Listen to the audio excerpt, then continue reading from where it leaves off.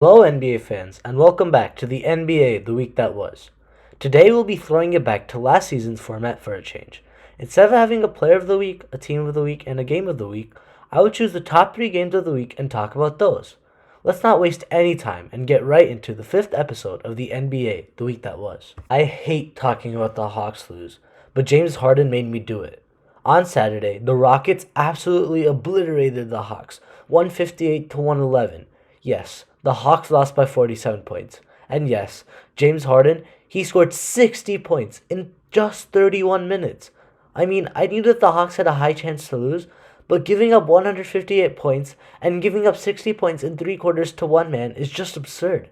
Harden took advantage of a depleted, young, and inexperienced Hawks defense and was 2 points off his career high at the end of the third quarter when his coach Mike D'Antoni benched him so Harden could cool down and relax.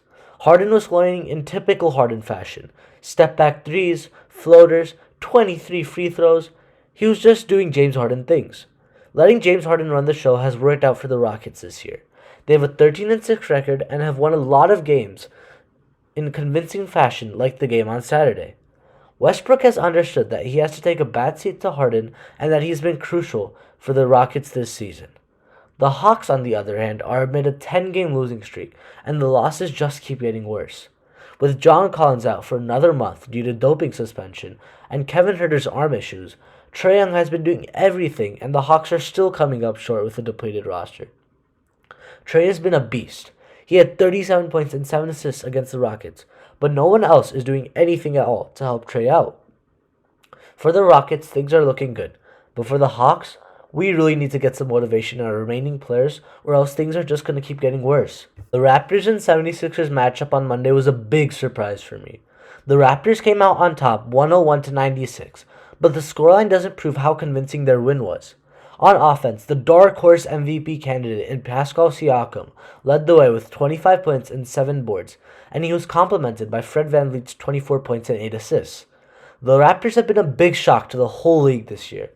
Everyone expected them to go back to mediocrity after the departure of Kawhi Leonard, but this deep team full of great role players has been led by Pascal Siakam to a 12-4 record, and they are looking like true contenders from the East.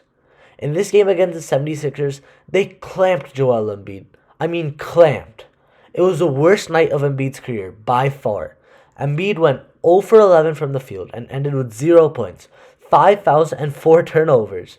The 76ers haven't been too far behind the Raptors to start this year, sitting at 11-6 record, while looking like the true monsters on defense they were meant to be. But this game against the Raptors should be worrisome to them. It doesn't matter if they can get wins against lottery teams.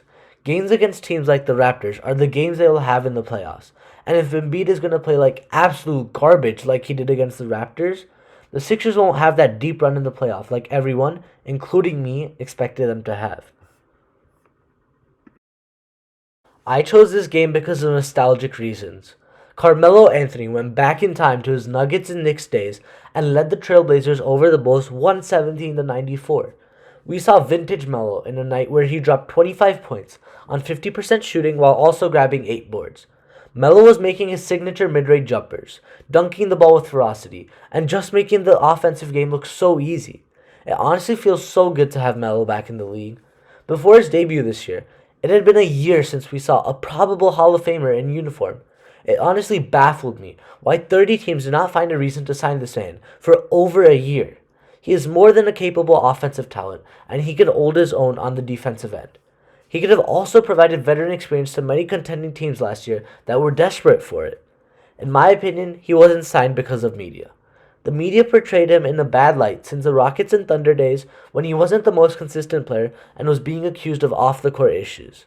However, I feel that you cannot justify having guys like Tyrone Wallace or Kai Bowman in the league over guys like Melo. No offense to the guys I mentioned, but do you really think that Kai Bowman is more deserving of a roster spot over Carmelo Anthony?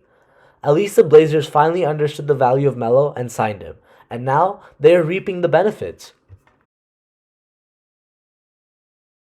And with that, we wrap up this throwback episode of the NBA The Week That Was. I hope you guys enjoyed the change up in this episode and continue to like and share this video to those who enjoy the NBA. I'll catch you guys on the next time on the NBA, the week that was. Peace.